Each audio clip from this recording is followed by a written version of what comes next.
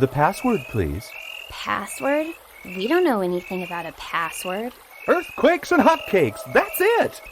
Come on in, kids. Glad your folks let you come visit.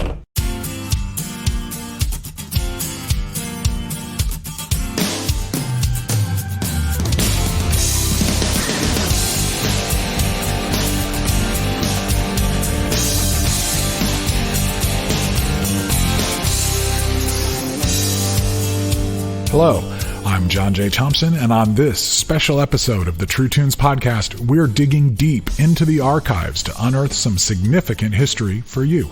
In honor of the pre-release, for Kickstarter backers only so far, of the amazing Randy Stonehill tribute album, There's a Rainbow Somewhere, we are thrilled to present a previously unheard, hilarious, and very revealing interview I conducted with Randy and Phil Keaggy back in 2009, around the time of the release of their album Mystery Highway. Just whop those drums, Johnny. I love that.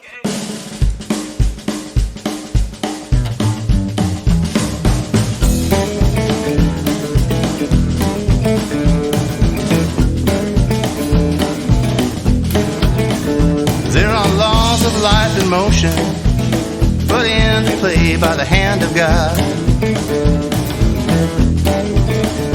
You must be some gambling fool if you think it's cool to try to beat those odds. Don't you feel like Helen Keller, such a stranger in this place? Or a lonely Russian cosmonaut left floating out in space? Don't call your doctor, those little pills won't make it go away. Apart from your disaster, it's one more picture postcard per bad day. Here's the backstory. I was tapped to write about the album for Christianity Today, and I think I may have written a feature interview for another magazine as well. I had been producing a very simple podcast for HM Magazine and the Cornerstone Festival at the time, and had previously hosted a show on XM satellite radio called The Retreat. I had developed an idea for a new show, one that would feature relaxed conversations, music clips, and more. Phil invited me to conduct this interview at his studio so we could get good quality audio, so I could produce what would be the pilot episode of what I was then planning to call the 33 1/3 podcast. The conversation was great, but the problem, however, was that I had to do all the production myself.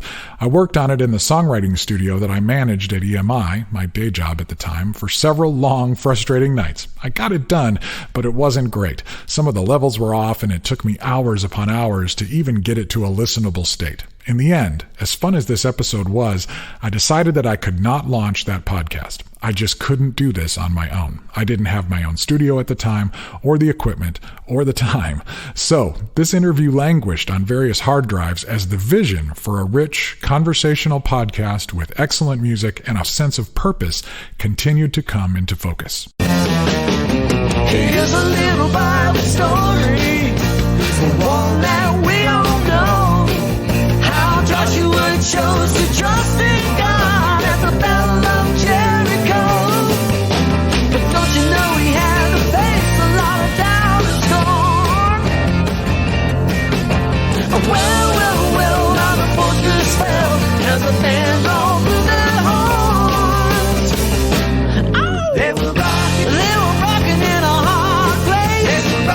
They were rocking in a hard place. A quick listen to the raw version of this will make everyone appreciate just how much Bruce A. Brown adds to the show you have all been enjoying. When I say I could not do this without him, you'll soon hear that I am not exaggerating. Once he got involved, we were off to the races. My friend Craig Hansen donated a couple of microphones and a preamp and showed me how simple an at-home studio could be. When the TrueTunes.com domain name was offered back to me, it was like the final piece had fallen into place. The 33 1/3 podcast would become the True Tunes podcast, and I would not have to produce it on my own. Here they come! Here come the big guitars! Here they come, just rocking down the street. Stopping and strutting in a furious heat.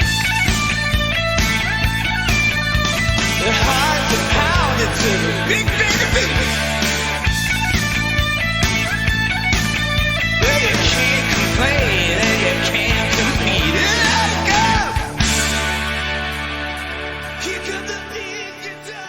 And yes, we do intend to have Sir Stonehill on the show for his own close-up soon.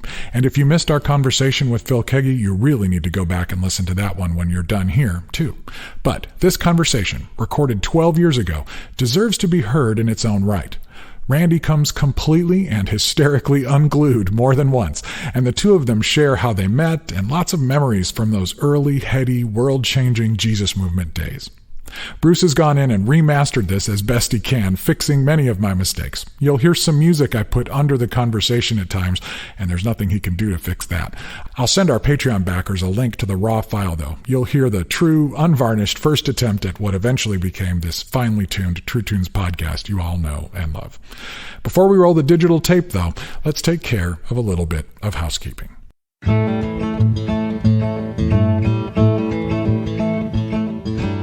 One of the things you'll hear Randy and Phil talk a lot about in this conversation is how valuable, even critical, it can be for us to think beyond ourselves and come to the aid of those in need.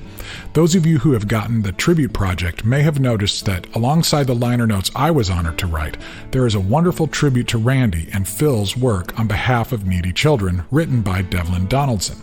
Devlin helped to develop the artist program at Compassion International and worked closely with these guys and too many others to name. He now heads up VisionTrust.org, a smaller but similarly passionate organization that is determined to deliver children from the grip of poverty by coming alongside local champions in over a dozen regions around the world. True Tunes is proud to support Vision Trust in their work, just as we have supported Compassion and other organizations over the years. There is much work to be done, and we so appreciate Devlin, Randy, Phil, and so many others who have inspired us to dream beyond ourselves and our possessions so that the kingdom might come for these little ones today. You can learn more about sponsoring a child through Vision Trust by visiting visiontrust.org/truetunes or checking out the show notes page for this episode. Thanks. I've been everywhere, man. I've been everywhere, man. Across the deserts bare, man. I breathe the mountain air, man. I've traveled, I've had my share, man. I've been everywhere. Been to Reno, Chicago, Fargo, Minnesota, Buffalo, Toronto, Winslow, Sarah. True Tunes is on the road. I've been to Indiana, California, Tennessee, Iowa, and Illinois so far, and we are currently looking at opportunities around the country. These conversations have been really fun, with me bringing a turntable and some records and a guitar, and often finding artists or other special guests to join me. You can follow all of the action at truetunes.com/events, and if you'd be interested in having me come speak in your neck of the woods, drop me a line at jjt@truetunes.com and let me know. I'm also excited to be aligning with the Porchlight Network for house shows. Porchlight is a growing network of house show venues around the country, and you can learn more at porchlight.art. So, for house shows, look me up at Porchlight. For schools, venues, churches, or other opportunities, just connect with me directly, and I'll see you on the road. I know someplace you haven't been. I've been everywhere. Okay, on with the show. I take you now back in time, into the archives. In this case, to Phil Keaggy's Kegworth studio on the outskirts of Nashville in the spring of 2009, where I had the distinct honor and privilege to visit with two of the most important artists I have ever known. All right, Bruce, roll the tape.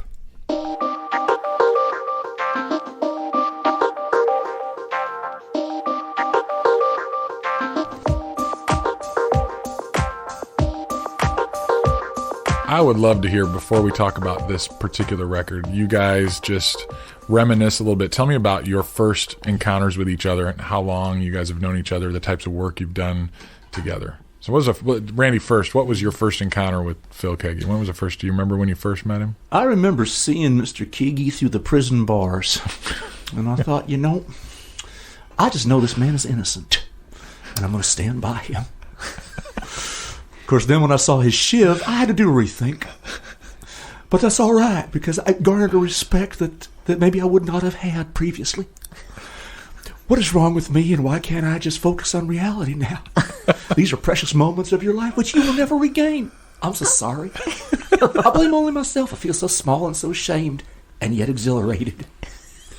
Jeez, I'm exhausted now. Okay, but in truth... What I love about Randy's sense of humor is that there's always a conclusion. Which is better than a contusion. Yeah, there's not always a cliffhanger. Tune in next week. There's an immediate payoff. Oh, there you go. That's pretty good. Born free. Yeah, I recall that wonderful day back in Cincinnati at some outdoor concert event in the drizzling rain. Of course, let me think. What I recall it started raining. I saw you. We moved it indoors, and that's when I really saw it. That's when we actually met. Yeah, right.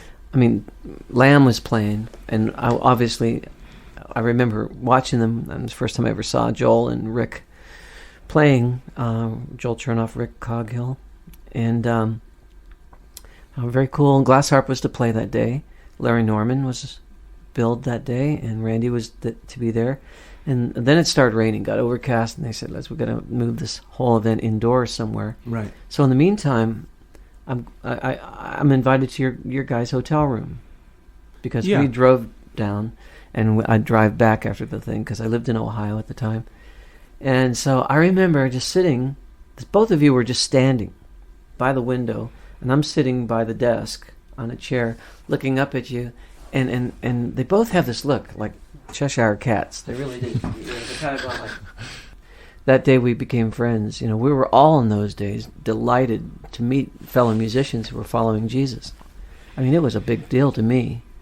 And so when I started discovering Larry and Randy and Chuck Gerard, Tommy Coombs and the guys in Love Song, and became friends with all these people, Paul Clark in those days, Barry McGuire, it was pretty special to meet musicians who were following Jesus. So that's how it was. That's the first day we met. We became friends. We've been friends ever since. Do you remember what year that was?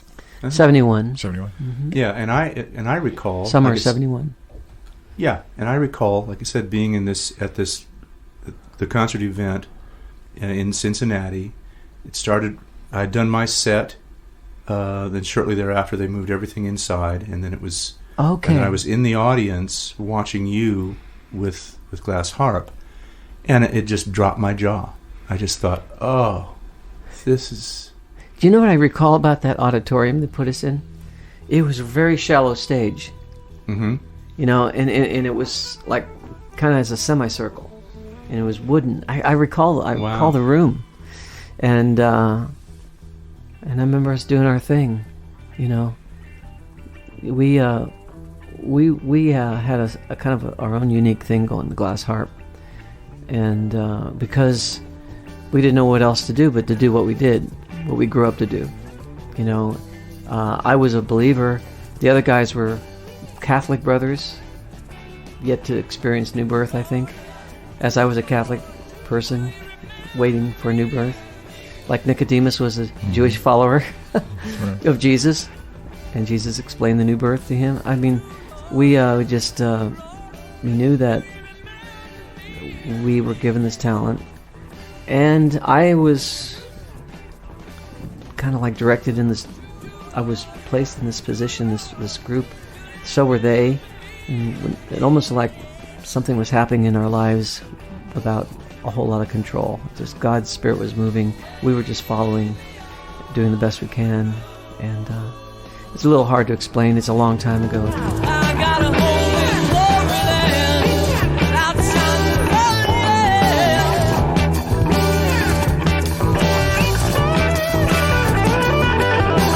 I got a hole in glory land outside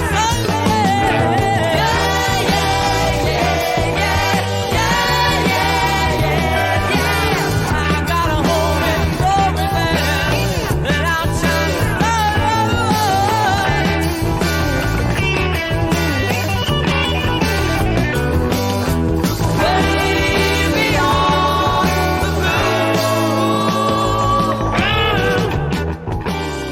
And I feel like a lot of us at that time had that same sense that we were just being propelled by the wind of the Spirit. We weren't quite sure where it was heading. We just knew it was real and it was vital, and we just were trying to listen and obey and use the gifts we've been given.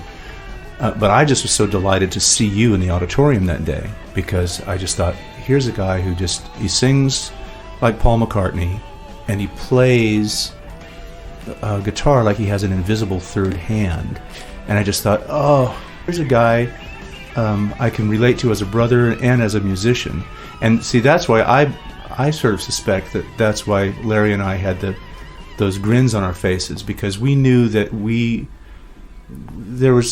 had some musical and spiritual vision. Mm-hmm. We were growing something that we thought was pretty unique and vital back in California.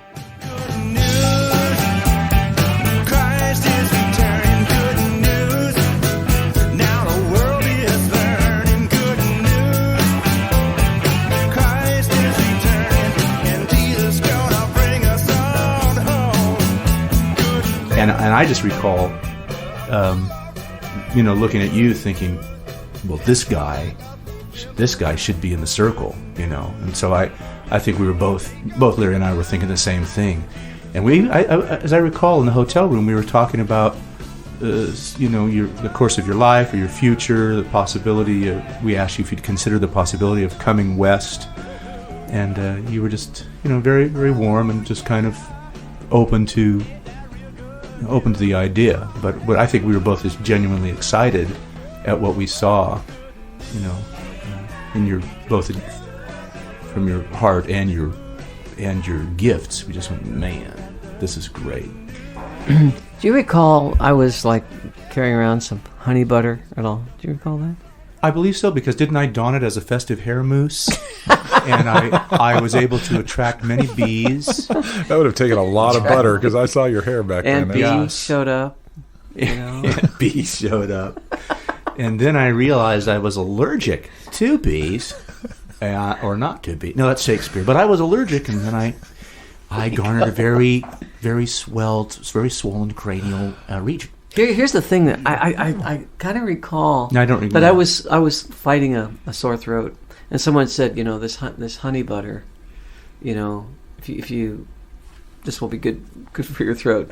And I think I recall sitting watching the bands play. This is before we all moved inside. Yeah. Enough of this. Well, let's move on to another day.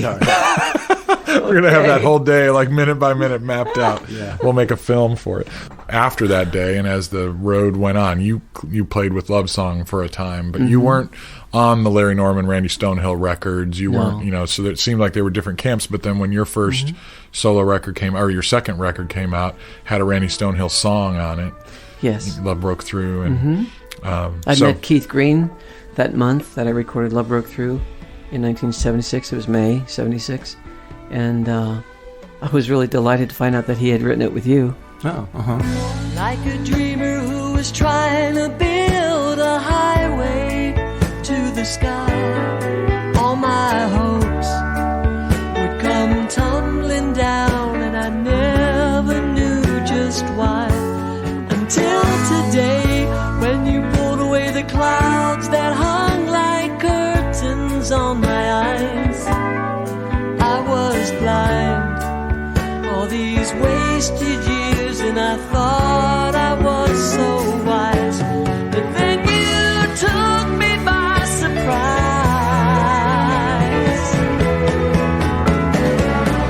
Like waking up from the longest dream. How real it seemed until your love broke through. The first time I ever heard it was he sang it at the piano to me and Annie and Buck Herring, Annie Herring, Buck Herring, and Bernadette. Sat there and I remember he had a way of just looking at you when he sang a song. He just looking at you. I think you wrote a lot of the words to that.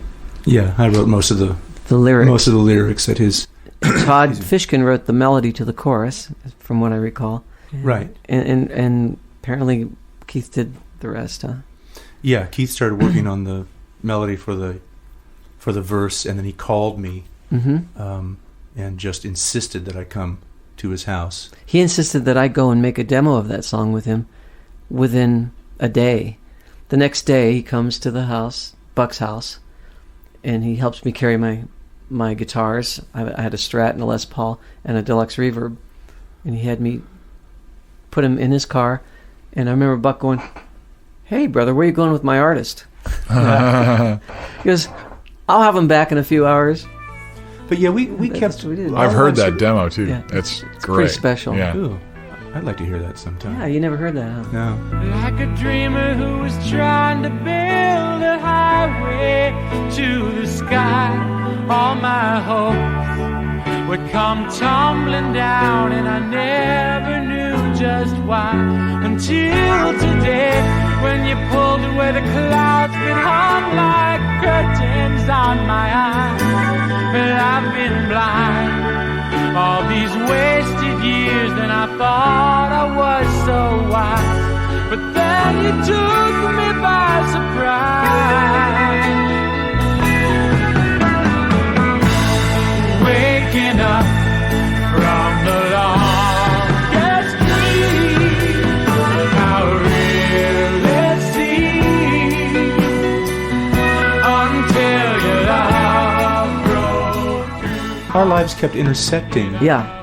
Like that, and we'd be co-billed in some concert together, and then we ended up just for fun. We ended up, playing Beatles songs backstage Here and there. Yeah. Yeah. I remember you used to come to Akron a lot, play at Evangel Temple. Oh, Remember that place off by the highway, the freeway? I don't. Well, I do remember your jeans that had patches and holes and all kinds of like things that your Aunt B knitted back into it. I don't know.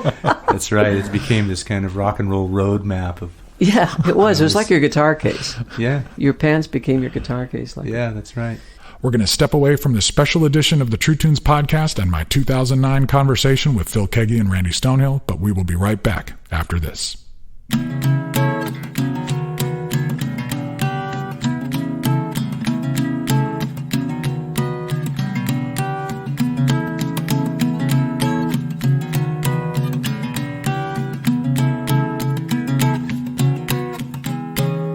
I want to send a big shout out and thanks to our newest Patreon members, Sean, Doug, and Paul. Our patrons support this show with monthly donations of $5, $10, or maybe $20, and that means so much here. In return, they get early access to episodes, and they get high-quality, lossless WAV files of each episode that they can download. We also have occasional Zoom meetups, some special live streams, and sometimes I send out special downloads from the archives as well. You can find out more about becoming a Patreon member by visiting patreon.com/TrueTunes or finding the link on the show notes page. If an ongoing patronage thing is not the right fit for you, but you'd like to give us a tip to help us with the costs associated with this show, you can find links for that on the show notes page as well. One new way you can support this show is by checking out our brand new merch store at Threadless. Just head to truetunes.threadless.com to find all kinds of cool t-shirts, sweatshirts, masks, coffee cups, posters, notebooks, including 2 brand new rainbow designs. And when you order through this Threadless store, they make the products and ship them directly to you. We also still have some of the original True Tunes shirts and our famous swag packs, including buttons, guitar picks, stickers, and patches, which you can order at truetunes.com. So, get some cool stuff and put some gas in our virtual tank at the same time. Thanks.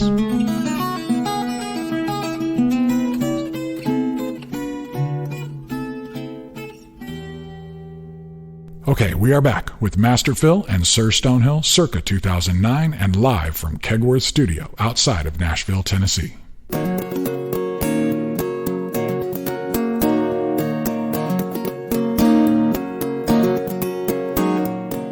And then there was, a period of about 3-4 years I didn't see you much. We may have done a concert or two here and there. And then we started hanging out more. And then we got involved with Compassion together. And we went to Haiti. You did your song, Who Will Save the Children. And you invited me to sing on that with you, which was really an honor. Truly an honor. Oh. Great song. Oh, thank you. We count our blessings one by one, yet we have forgotten how to give. It seems that we don't want to face all the hungry and homeless who struggle to live. But heaven is watching tonight, tugging at our hearts to do what's right. We are his hands, we are his voice, we are the ones who must make the choice. And if it isn't now, tell me when. If it isn't you, tell me who will save the children. Who will save the children?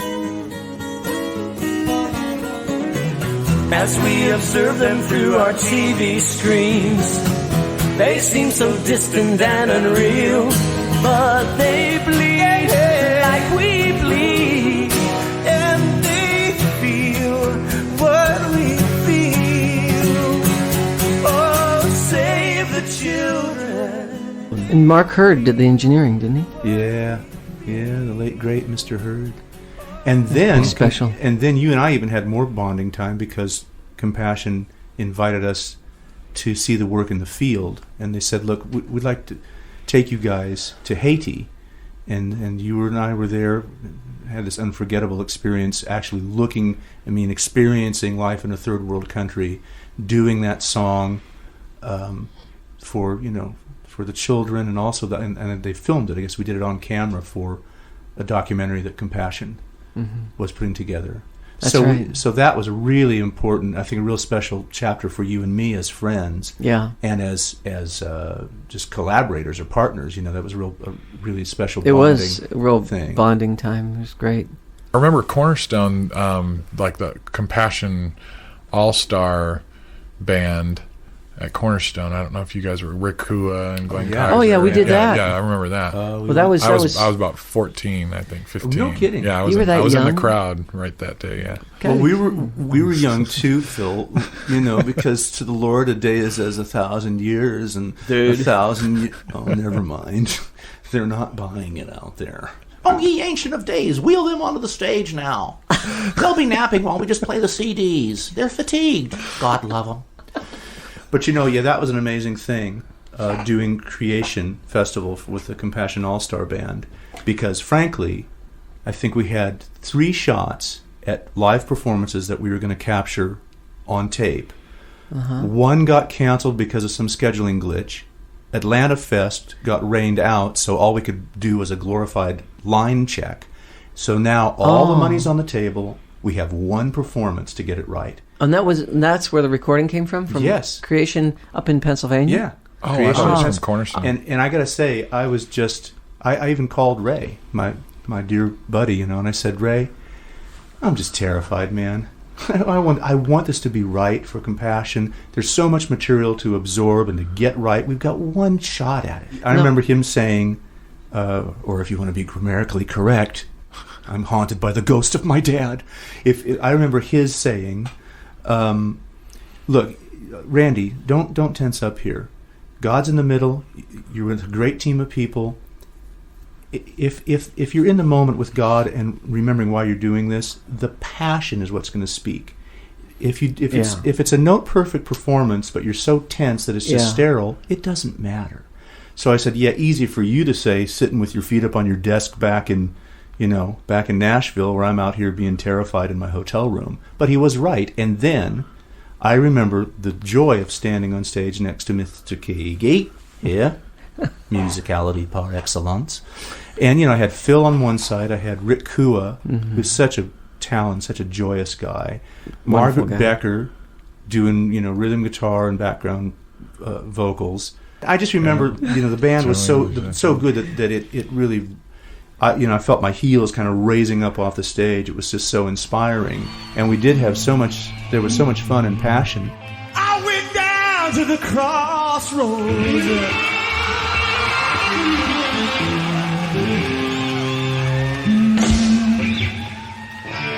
And I fell down on my knees.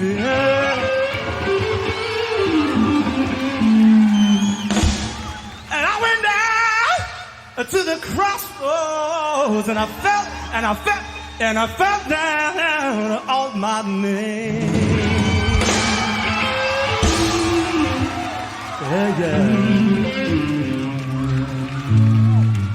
Well, I said, good Lord, I'm on back for mercy.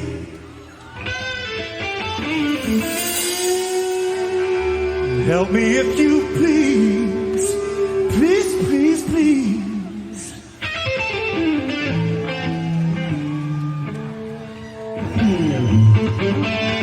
I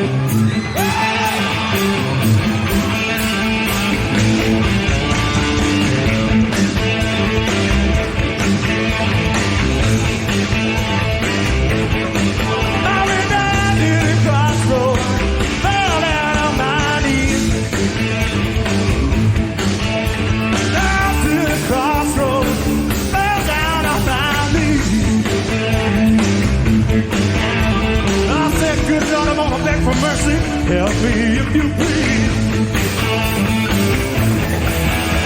Down to the crossroads, try to flag a right. Down to the crossroads, trying to flag a right. Hey! Nobody wanna help me. Everybody just pass me by. Man, I'm going down to Rosedale. Take my right about my side.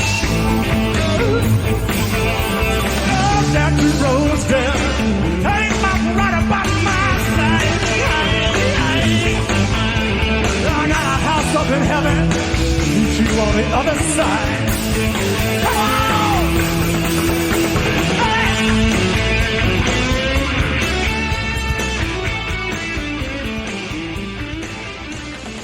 That was a really good live album. And then, one of the great moments for you and me was, here we are in front of probably 20,000 people, and this was the kind of capper moment to make our statement for compassion. And the band kind of melted into the background. You and I went up with our acoustic guitars and started to do Who Will Save the Children. And the sky opened up. Listen, I have something I'd like to say before we do this song. And it's simply this, you know, time is precious and life is short. What on earth do we think this life is about? What on earth do we think it's about? Well, Jesus is very clear. He's very clear. And the Bible says that you seek to hold on to your life and you lose it.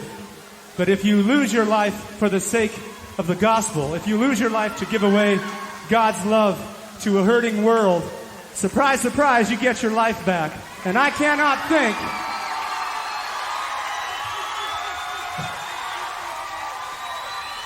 that's right.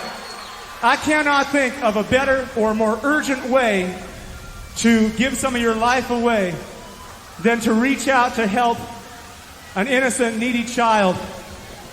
And there's so many of them in third world countries all over the planet. I would like to know... Do you remember the arc of electricity between the microphone and the headstock of my Les Paul? No, I don't. There was a big blue arc. Wow. I could have gotten electrocuted, but somehow I didn't.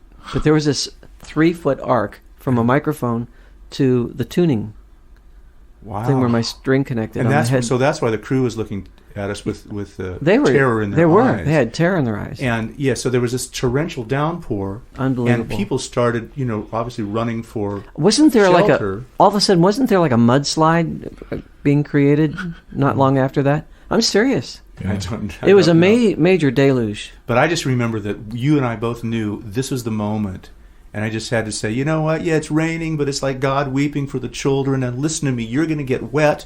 I'm sorry about that, but there are children who are dying today, and you got to move. Yeah, you got to be Christians, and you got to do it now. Do it now. I started shouting because I just knew this was the only shot I've got.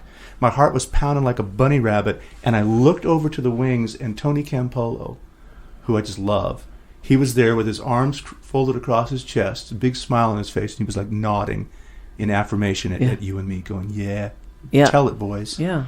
And it was just such a special moment. Yeah. And then they did pull us off the stage. They went, look, you know what? You can't really be productive for the kingdom if you're dead.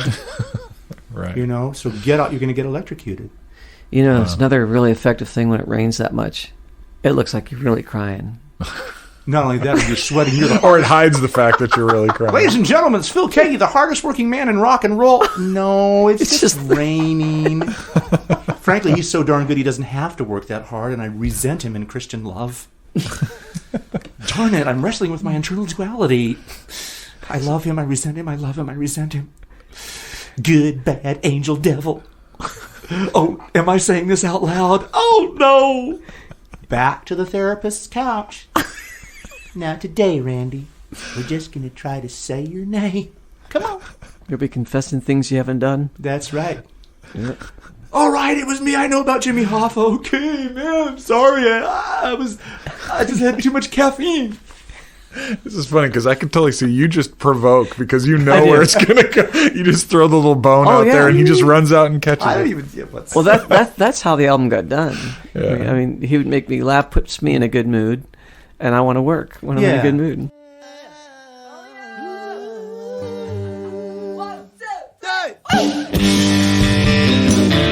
Sunday's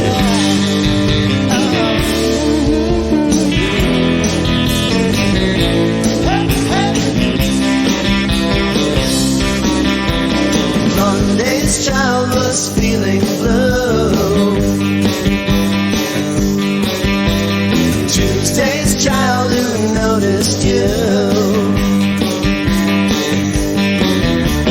Wednesday's child is full of woe.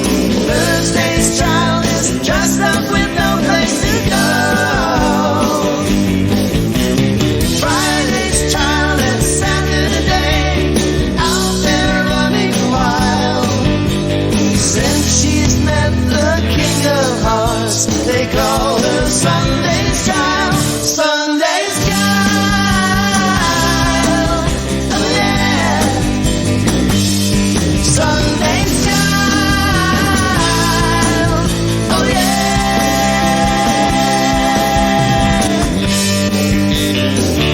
Sunday's child.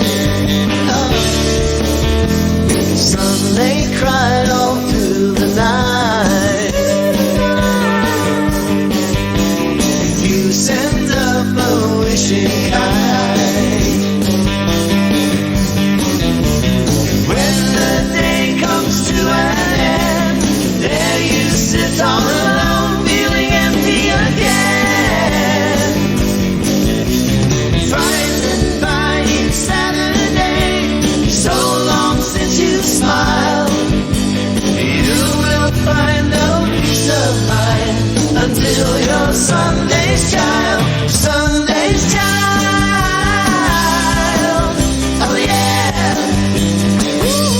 Sunday's child. Oh yeah.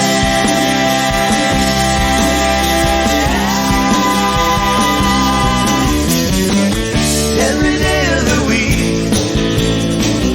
every month of the year, our time is still on your side. Take the love that is here.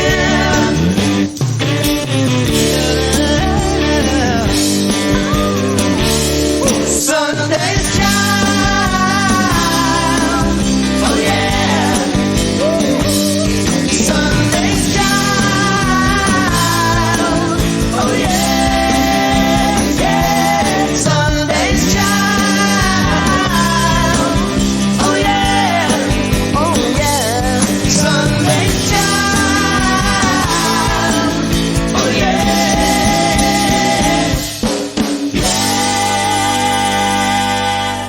That was Phil Keaggy and Randy Stonehill with a brand new version of a great song from the 1988 album Sunday's Child. That's the brand new one, just recently released. These two artists finally doing a full-blown studio record together, and man, what a treat it is. So again, we want to thank Phil and Randy for taking so much time to talk. We want to thank you for listening. Hope you enjoyed the snippets of songs there. And again, this was the first episode of 33 and a Third, brought to you by Gyroscope Arts, and I am John J. Thompson, and I hope you had as much fun as I did. We will see you next time at 33 and a Third.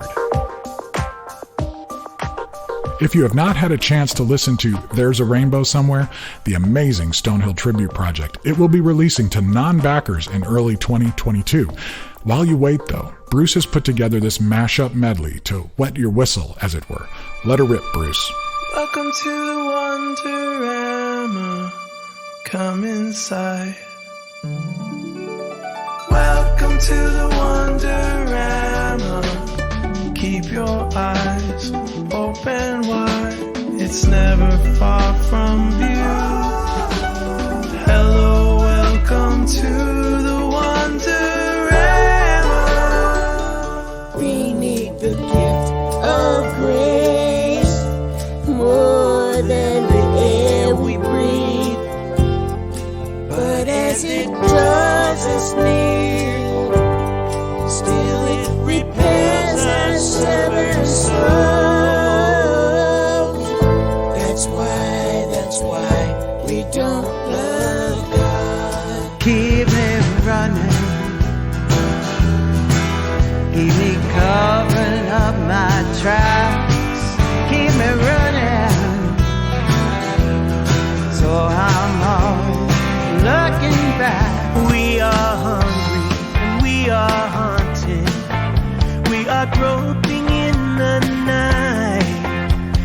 are wrestling with our pain.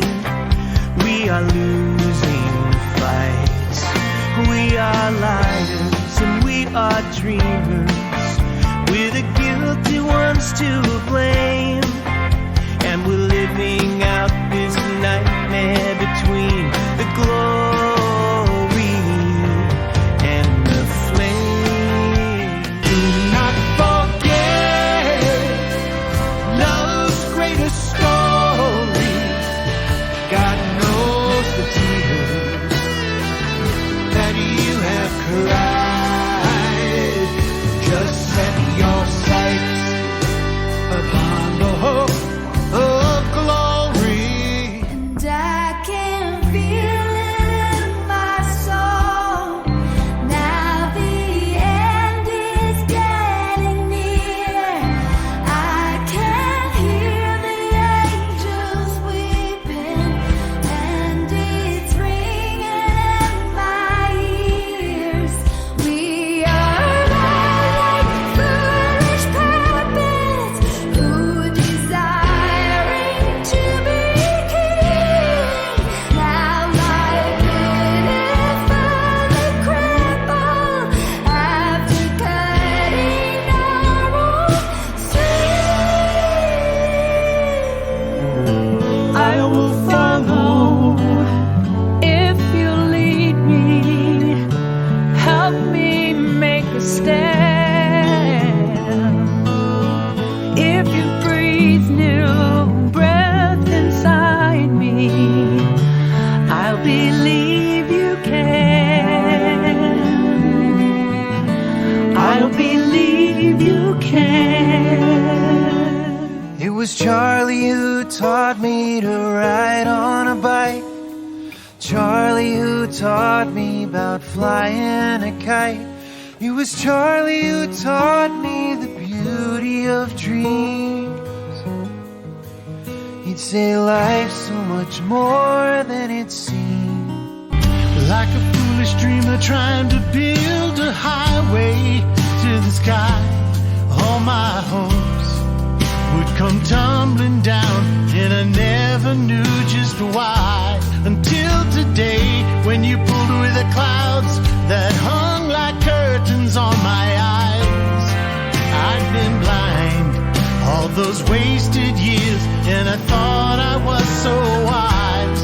Then you took me by surprise. So I'm packing up my old clothes, my old and foolish ways.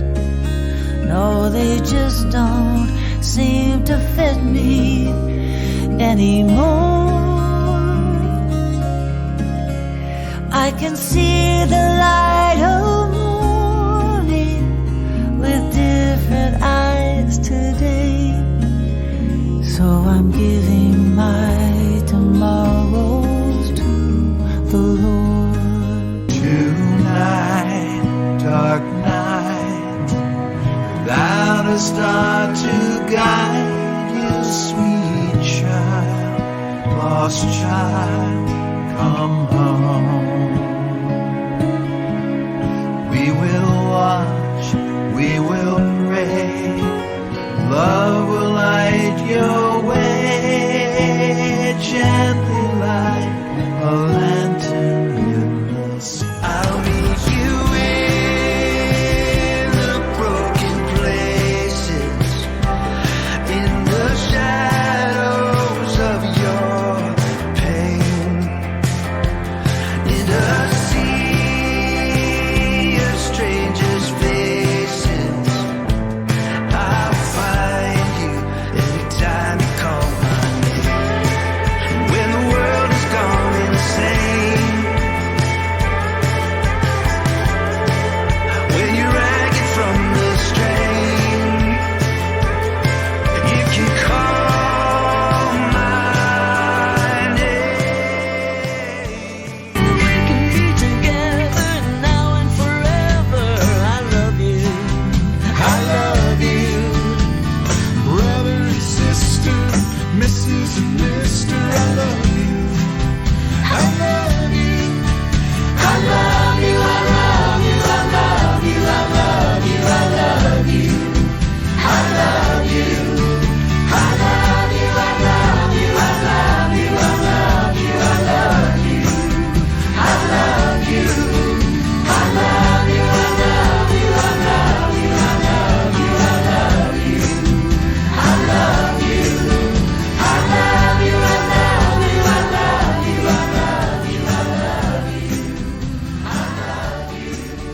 What a phenomenal project. These new versions by people like The Lost Dogs, Ashley Cleveland, Sixpence, Michael Gunger, Sarah Groves, Amy Grant, Keaggy, and so many others, man, it really reveals how strong Randy's songs are. These things are ready for a new generation to discover. We'll have more about that album and the artist that inspired it very soon.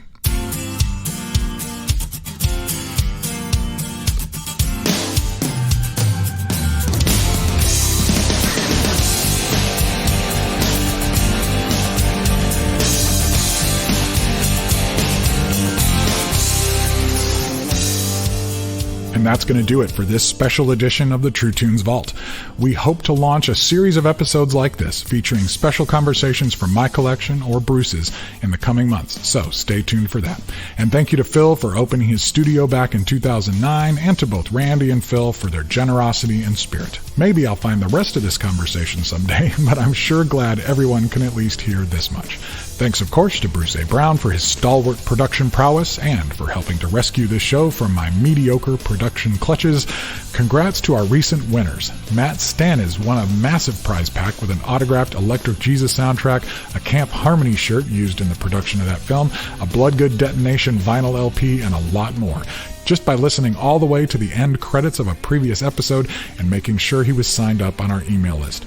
Subscribing to the email list is important because that is the best way for us to let you know about new episodes of this show and articles we post at TrueTunes.com, as well as upcoming tour dates and more. It's so important, in fact, for us to build that list that we've been giving away stuff in a blatant attempt to bribe folks into signing up. So head over to TrueTunes.com and do it already. The next giveaway will only be announced to email list subscribers, and it will be cool.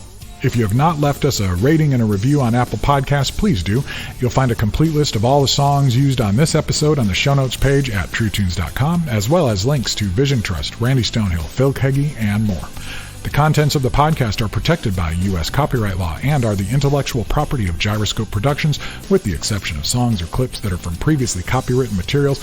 Everything on this episode is used by permission or under fair use provisions. This program is intended for the private use of our listening audience. Gyroscope Productions can be reached at jjt@truetunes.com or P.O. Box 60401, Nashville, Tennessee 37206. Until next time, this is JJT reminding you that there is a rainbow somewhere, and if we can all just listen through the storm a little longer, I think we might hear it singing to us just around the bend. Peace.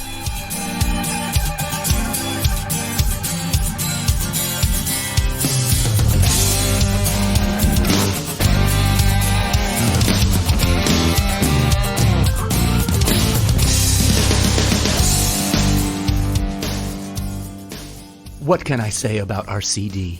There's a beautiferousness about its beautifulness, the stunning gloriosity of its celestial beautiferousness is only eclipsed by the awesome magnitude of its magnitudinal massive largosity. Musicalis importantis rex. I rest my tonsils.